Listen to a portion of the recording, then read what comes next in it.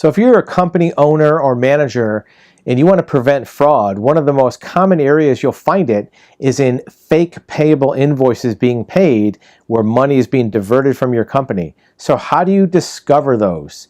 Well, the most common method of fraud, being fake payable invoices, requires that somebody sets up a fake entity to receive these checks. It's usually employee activity, somebody in your company that knows how payable invoices are being processed, how checks are being written, so they have some knowledge of how to have those invoices presented to the company. It could be a client or a vendor, but it's usually an employee.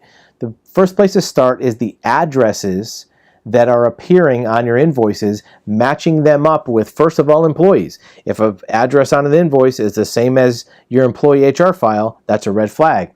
Most employees who do this will have a separate address. And then you want to look at your addresses on your payables to see, are they going to a PO box? Are they going to a mailbox type store, UPS store? Doesn't necessarily mean that it's fraud, because some small companies use these mail locations to receive their mail, but it's a place to start. Also, audit your new vendors 60 days after they've been onboarded to make sure that they're legitimate. Then take a look at the endorsements on the back of your checks. Are they being stamped as a company normally would? Are they being hand signed and maybe signed over to somebody else? Verify the EIN numbers or the tax ID numbers of your vendors to make sure they're associated with a business and not a person.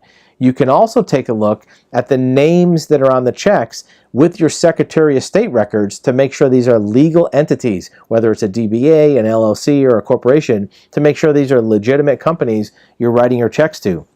These types of very basic audits will eliminate 80 or 90% of potential fraud from your company to have money being diverted. We've seen examples where companies have lost hundreds of thousands of dollars over the years, sometimes over $1 million, because fake invoices are being presented, and the way that they're being brought into your company matches the acceptable flow of incoming mail, of invoices being approved by managers, to where that money freely goes out of your company that could be used for other more productive things.